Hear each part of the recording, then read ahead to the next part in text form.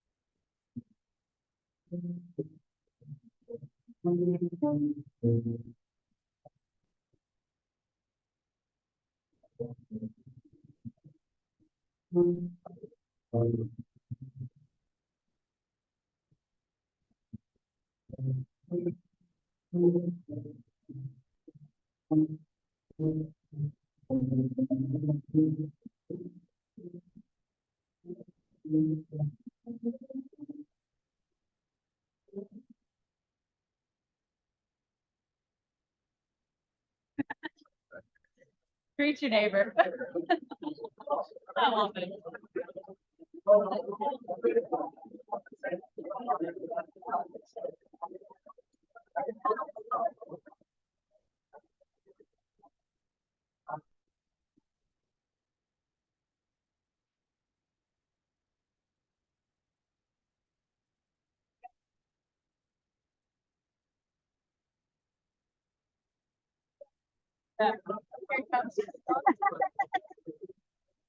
That's really bright. I know. I know. All right, today's invocation will be offered by Chris Brown. Bow our heads. Let us offer thanks for our food, blessings for one another. Let us be a source of hope for those in need, and a contentment for those in need, and a contentment for those who are lonely. Let us give gratitude for our opportunity to serve Rotary. Let the feelings of love, kindness, and well-directed, yet gentle spirit always be reflected in our actions. Amen. Well, welcome everyone. Love seeing a full house again today. And honestly, who thought it feels like it's like November out there? It's crazy that we're already there.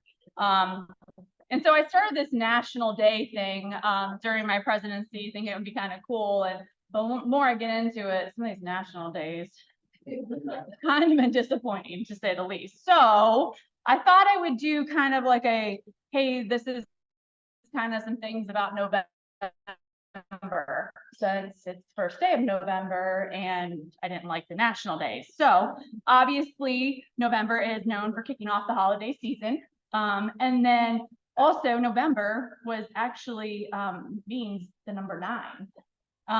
And that was all the way up until the Julian calendar was abandoned, that it then got bumped. So it kept the name, the meaning of the name, but got bumped back in the amount of months. So now it's the 11th month versus the 9th month, which it used to be. November also brings in kind of more at the beginning. November 1st is known more for religious Christian importance. Let's see what else is in here. The topaz, the traditional birthstone of November, according to the Farmer's Almanac. The ancient Greeks believed topaz could make anyone who wore it invisible. Although that idea no longer holds water, topaz remains a symbol of honor and strength. The one thing I did find cool about November, there's a lot of national days that involve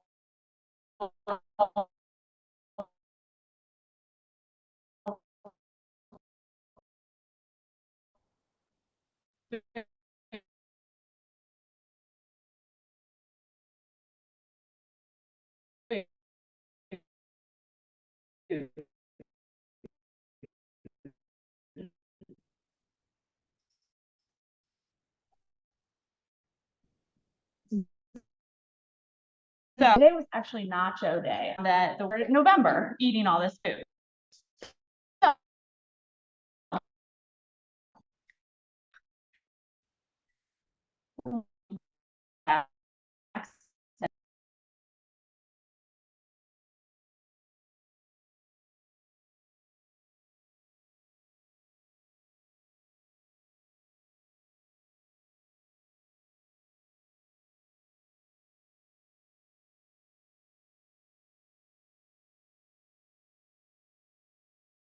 Our first school collection is complete. Worcester Township collected 1,409 boxes of cereal, which fills up roughly 3/4 of a 15-foot U-Haul truck. That was a lot more fun than it sounds.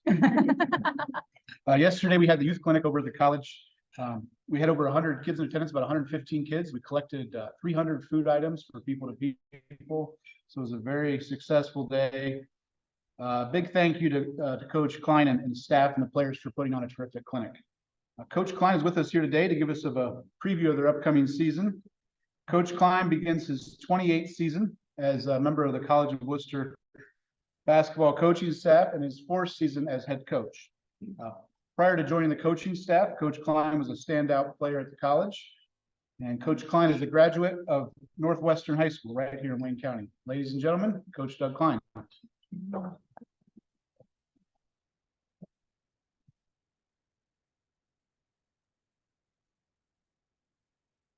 Thanks, Rob. Appreciate it. It's a pleasure to be here today to represent the College of Worcester men's basketball program and to speak to Rotary. This tournament started when I was a senior in college, and I can't believe 29 years have went by. But it's an excellent thing. It's named in honor of Coach Van Wee, who's a special person to me. Sort of took me as a mentor, and we had a lot of conversation when he come in to work out all the time at the college. And he was a guy that was big into the community, which is important to me, growing up from around here and being a part of the community. That's a big reason why I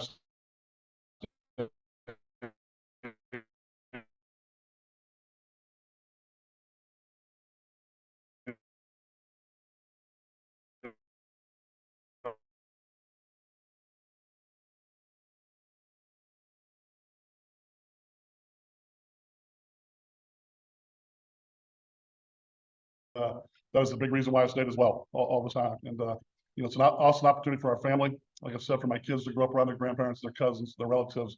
That meant more to me than being a head coach. And what a wonderful community to do it in, and to have the opportunity now to be the head coach of Worcester. Obviously, was a lifelong goal of mine. I played at Worcester. To have this opportunity to be the head coach, but it never was about that.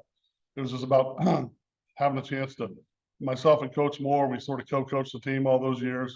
And all we wanted to do was win and bring in quality guys and quality people, quality families, and to make it such a great experience. And I got 4 guys here today that I'd like to introduce that play for us, as well as our assistant coach, who's also a graduate of the College of Worcester, before I talk here a little about our season. So I'd like to recognize first Jack Stevens is an assistant coach, our full-time stand-up Jack. So I can see him. He does an excellent job.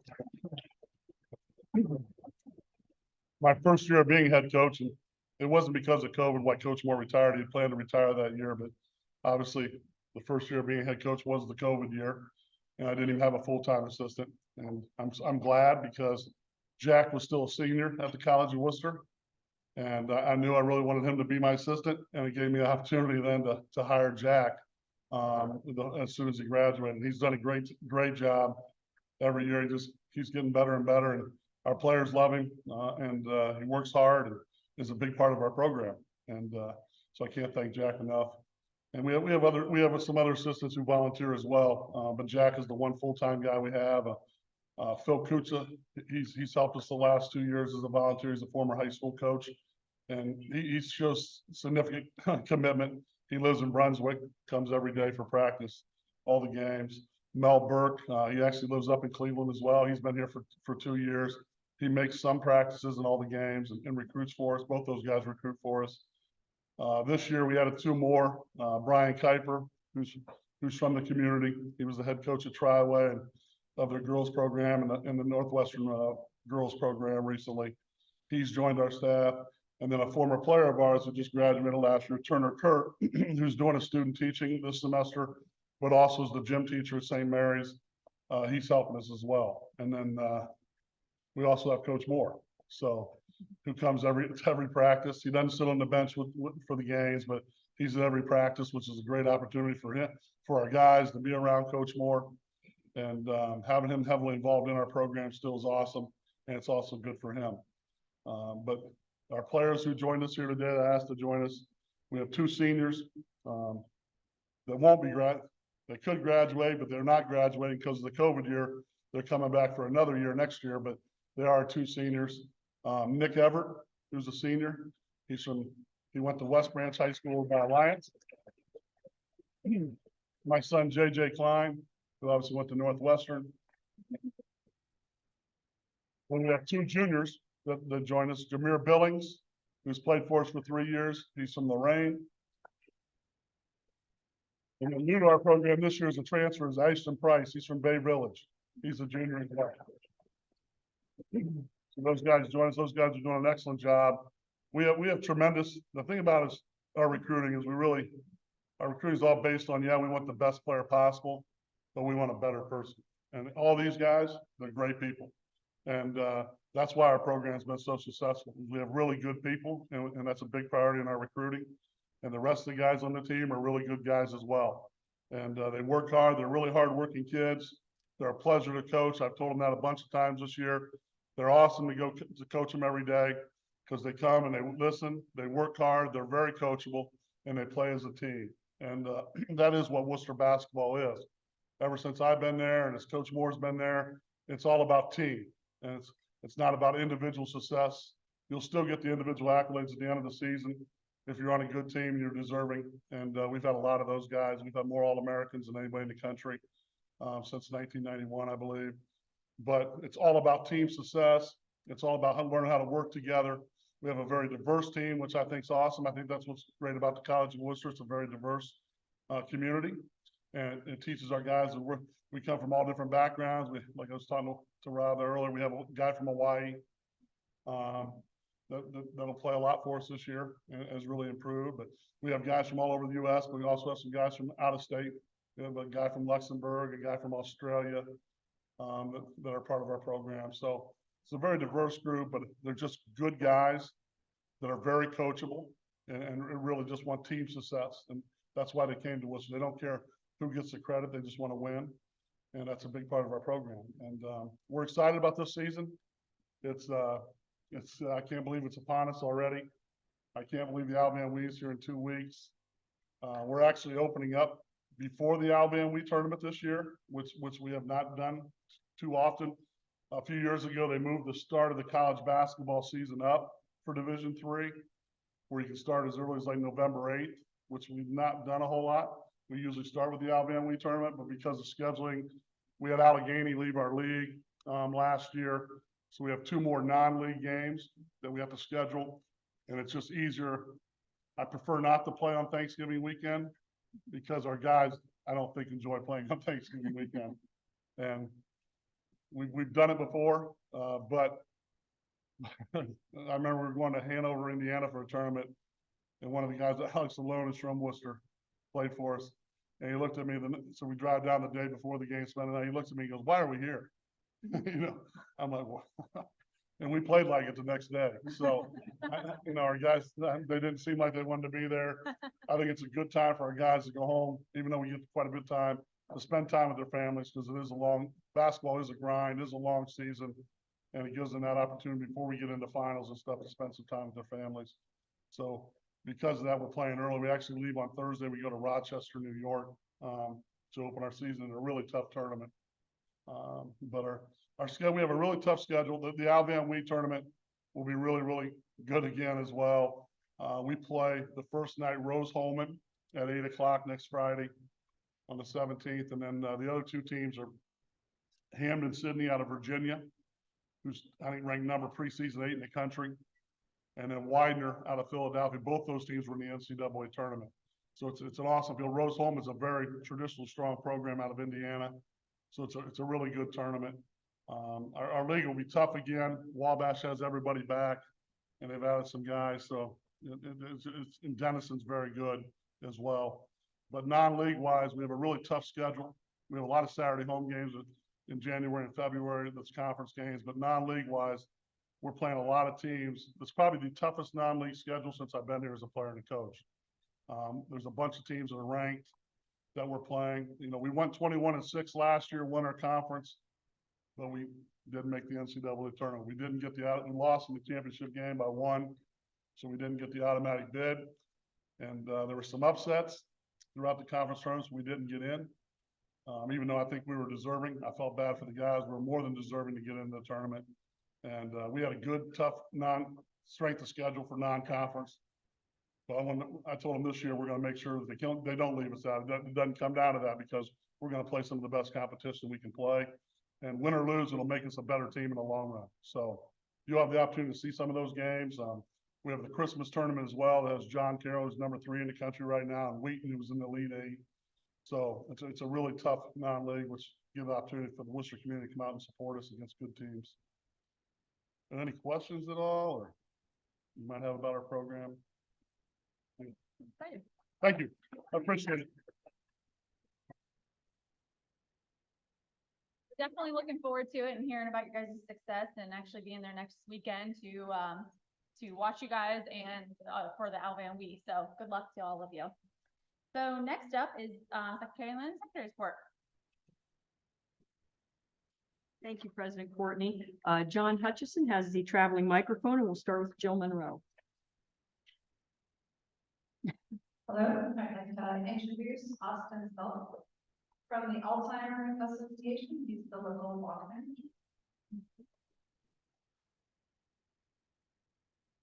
Kathy McConnell. I'd like to say hello again to Ethan Hunt, who's visiting us from the college in Worcester, and he is also a voter accident from the league.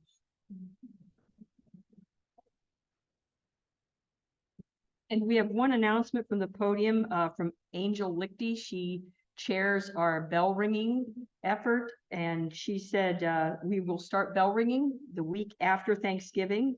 There will be a sign up link in the weekly emails starting, so you can sign up that way, or she will be here in person the next several weeks, so you can sign up in person at our weekly meetings. So thank you, President Courtney. Yeah, that's fine. Oh, right. So welcome to our guest, and everyone that's here. Yeah.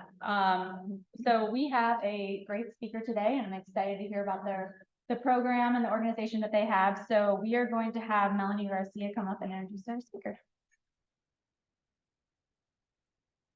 Thank you. Perfect. Thank you. Bye, guys. Thank you. I'd like to introduce our speaker today, Carol Klinger, RN, BSN, is CEO and a founder of Life, a dementia-friendly foundation, which is a 501c3 grassroots outreach program. Carol began her career as an intensive care nurse in Cleveland and served for 10 years as the director of nursing for Kendall at Oberlin, a continuing care retirement community. For 10 years, she served as the Lorain County team leader and community facility coordinator for Hospice of the Western Reserve.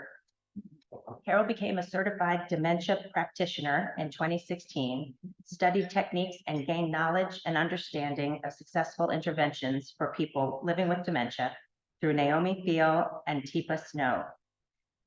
The idea of life memory cafes has truly been a calling, and she will tell you more about that. With her today is also Kristen Ewell, who is the Wayne County Service Manager for Life, a Dementia-Friendly Foundation.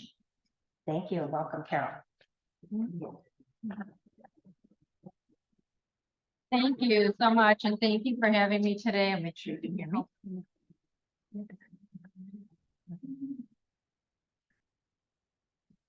Okay, good. All right. Thank you for having me today. I look forward to sharing what we're doing here in Wayne County. It's something that's been happening since 2016 in Lorain County. where we're offering support to people living with dementia and their care partners at no cost to them, going on our 8th year of free support. So Life's mission of faith is to partner with anyone touched by dementia and offer resources, education, and engaging activities which promote and improve the quality of life for both the care partner and the person living with dementia. So just out of curiosity, how many of you know someone or have known someone either with dementia or caring for someone with memory loss or dementia? Just out of curiosity. Pretty much everybody. And if you haven't, you probably will. We're really being impacted by this issue of dementia in multiple forms, as even the Alzheimer's Association can share. So we are a 501c3 nonprofit, as Melanie said, and celebrating our 8th year of support. We saw a need in the community starting in Lorain County. We saw a holistic need to support people living with dementia and their care partners. Because what happened initially, and probably what happens in Wayne County as well, is when someone's initially diagnosed with a type of dementia, they get referred to a lot of resources in the community, and there's lots of great things going on, but the burden's put on the care partner to decide, is this somewhere we're going to get help? Is this somewhere worth going to? If it's only an hour, should I still try to go if I'm having problems with my loved one? Can they come with me? There's all these other issues.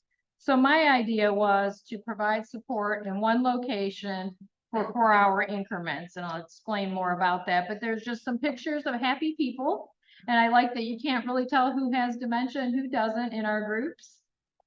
So we called ourselves a memory cafe because it was a familiar term in the community. There wasn't another name out there for supporting people with dementia in a fashion as we are doing. But we wanted to bring services and ideas that we know help support people with dementia to one location. So things that we know that are supportive are music, art, exercise, and socialization in general. So we provide a lunch as well. And LIFE stands for linking individuals and families through education and engagement. So we were looking at that social aspect and wanted our program to be more of a ministry or a social program instead of a medical model. And again, more smiling faces. And these are just some of our locations. Right now we have 5 locations, 4 in Lorain County. And in Lorain County, we are servicing over 100 people per week through our programs. And we started our program here in Wayne County 2 years ago. And we're right here in this church, actually, every Wednesday. So a first-time visitor would come in, they complete a simple form for us, and the responsible person does stay on the premises. We welcome everyone and we introduce them to one another. And then, as I said, we offer different programming. All of our programs are between 10 a.m. and 2 p.m. because we thought, sometimes it's difficult to get going in the day and people can come late, they can leave early. But we thought the time of 10 and 2 would be great. Plus, like I said, they do get a lunch. The person living with dementia becomes familiar with our environment. And we find that we can introduce almost anything to that environment because they know us. We meet every week and they know our locations.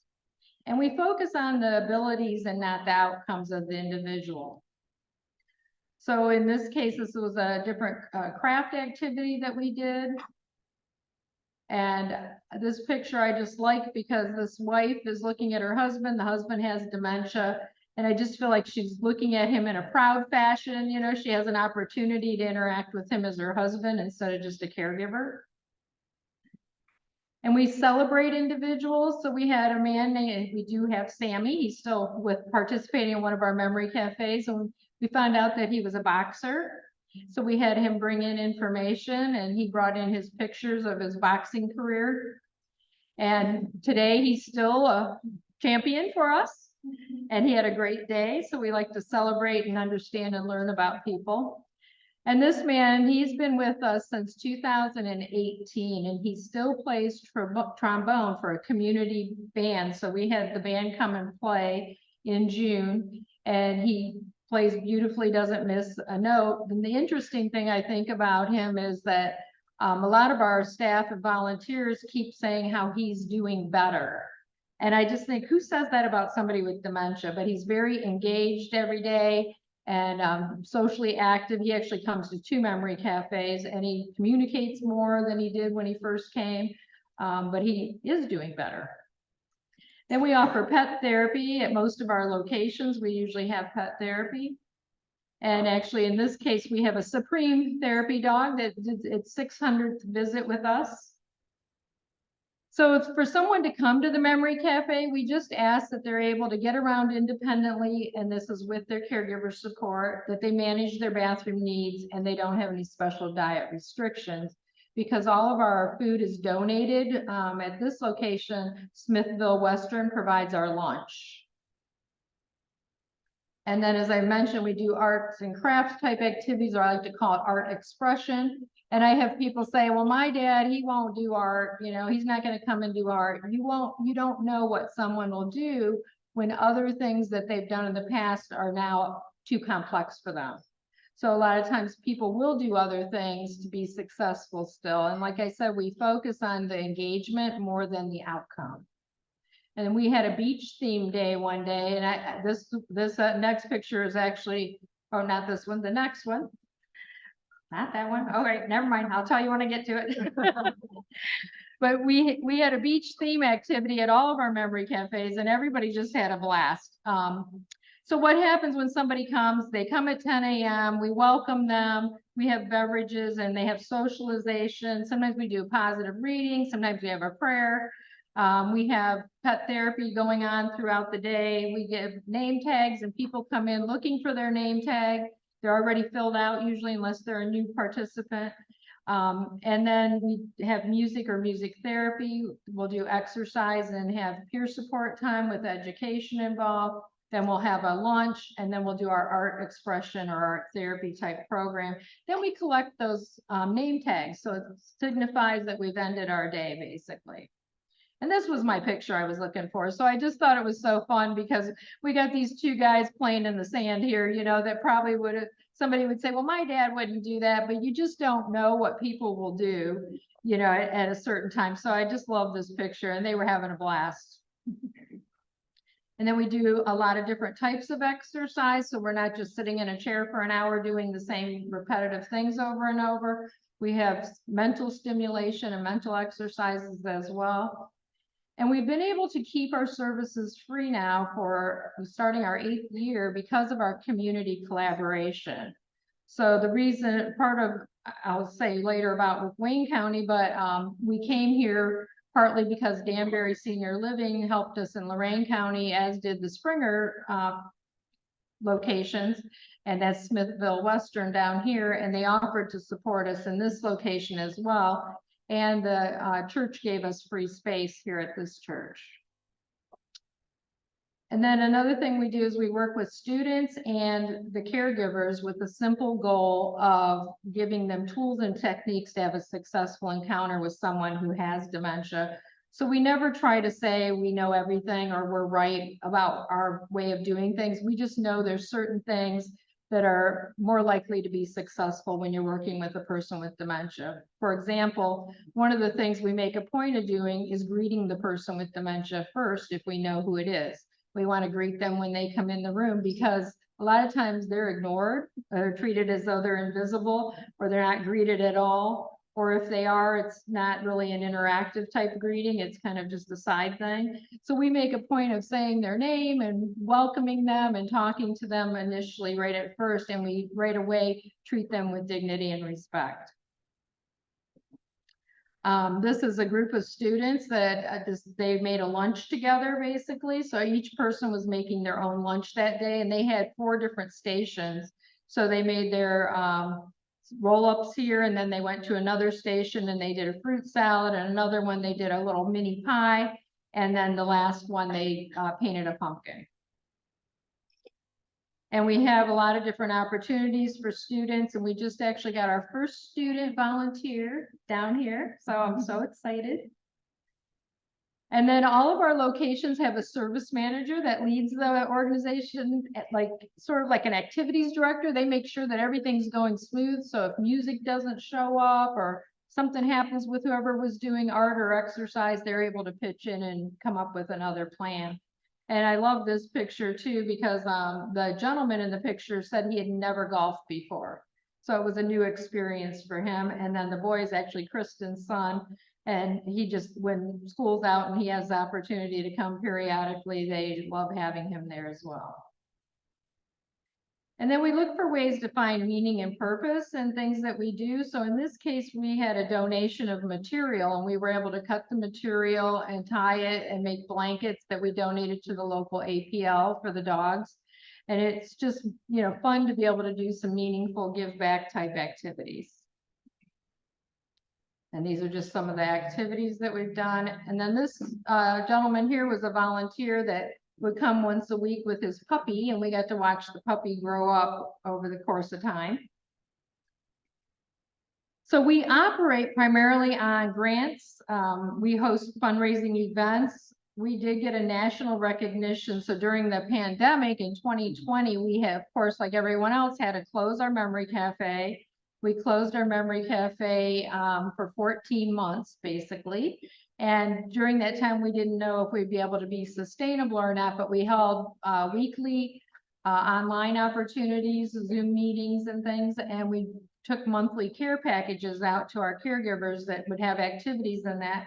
But in October of 2020, we won a recognition from the Manhattan Institute, a Civil Society Award, because they looked throughout the whole United States and never saw a program like what we're offering. So we offer that 4 hours every week in the same location. And then we, of course, accept donations from individuals and different fundraising. And our goal right from the beginning was not to burden caregivers or have them have to tell us their financial situation. We just wanted to be open, welcoming, and supportive to them. And as I said, we came to Worcester because of Smithville Western and Danbury Senior Living. They teamed up together, so we need something like this down here. And actually they suggested this church location, and the church was generous in giving us support here in the parlor every week. And Kristen, the service manager, also her mother happens to be my best friend that we've known each other since we were 4 and 5 years old, and happens to live down here. So it was all meant to be that we came down here, and Kristen was looking for something to do. And so we were able to get her involved. And then pet therapy, we have that down here. A lot of people know Brenda and Lil Dude. They come and visit almost every week. And he's always dressed up for the holidays and occasions. And then we have actual music therapists, so we do music therapy. And intergenerational opportunities. We're always looking for ways to just bring people in that can engage and learn about what we offer. Then I just wanted to tell you a little story about Joe. So Joe is one of those types of guys that just always would observe things. He didn't really like to do a lot of activities, but he would just kind of sit in his chair and watch what we were doing. Well, when we closed for the time, we closed in March of 2020, and by May, we realized we're not going to be able to open for a while. We need to do something. So we decided to organize a drive-through, and we were going to have our staff and volunteers with masks and gloves and everything be outside and have care packages, and we would have our participants and caregivers drive through, and we would wave and give them a care package. Well, when Joe's wife stopped the car for us to come up, he jumped out. He was so excited. He wanted to hug everybody and greet everybody. And he was just so excited to see us. And we didn't even realize that we were making any impact on him at all, but we were. And when they did come back after we were able to reopen again, he was so much more engaging and active with everything. It was like he knew that this was something that he liked. And then Frank is another one of the guys. He came to us for about 2.5 years, and Frank had frontal temporal lobe dementia, which is a lot of times a very difficult type of dementia. A lot of times people with frontal temporal lobe dementia feel like they have to be on the go all the time, and he was always looking for something else to do, and his wife was exhausted. And they came in, she didn't even know what she was looking for. Someone told her to come there, and immediately the other caregivers came to her and offered her support, and my husband was helping at the time, and he just started buddying up with Frank and taking Frank for walks. And as time went on, they just really thrived in this environment. They came twice a week to memory cafes. And about the last couple of months of Frank did decline and ended up going into long-term care. For about 2 months, he was in long-term care, and he passed away. And one of the things that really showed me that we were making a difference is when we went to the funeral, there were like 3 rows of our people there for Frank. And I just thought, who with dementia, especially that type of dementia at that stage in their life, develops this type of relationship? Most of the time, people are feeling alienated and friends don't come. Sometimes family doesn't even come by anymore because they don't know what to do. And the fact that there was that much support, not just for his wife, but for him too, spoke volumes to me on the support that we're offering in the community. And so I can conclude and open for any kind of questions at this point. If anyone has any questions or comments.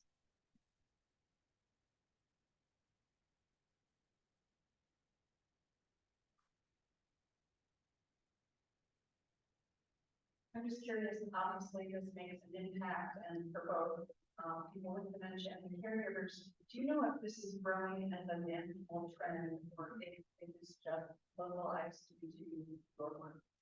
We're hoping it will one day, but right now, according to the National Memory Cafe Registry, most memory cafes are for once or twice a month for an hour and a half to 2 hours. And so our model is every 4 hours every week, and then offering a lunch and that type of thing. I don't know of any other locations doing it at this time.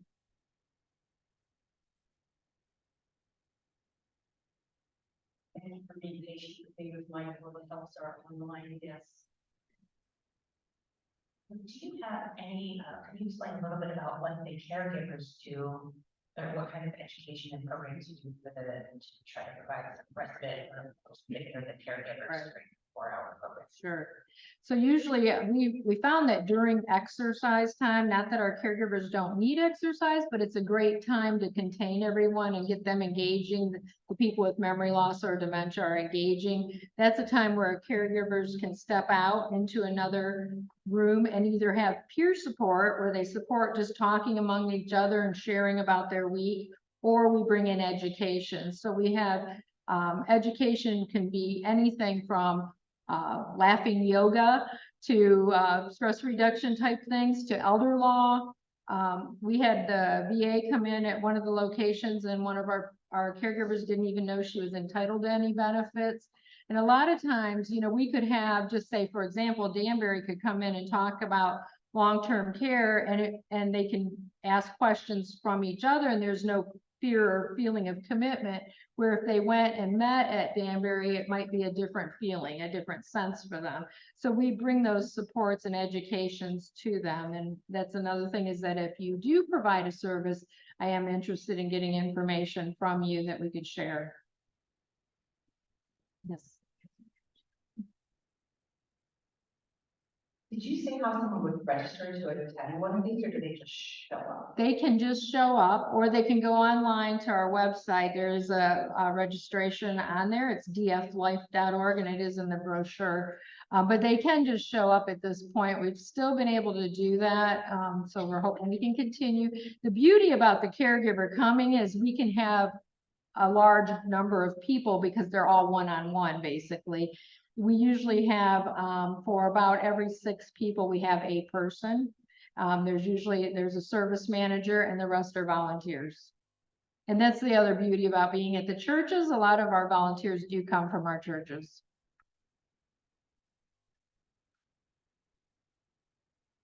Anybody else? Okay, thank you.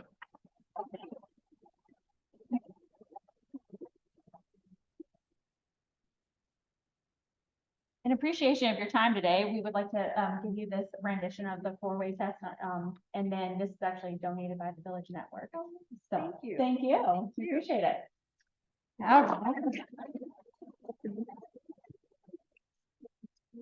All right.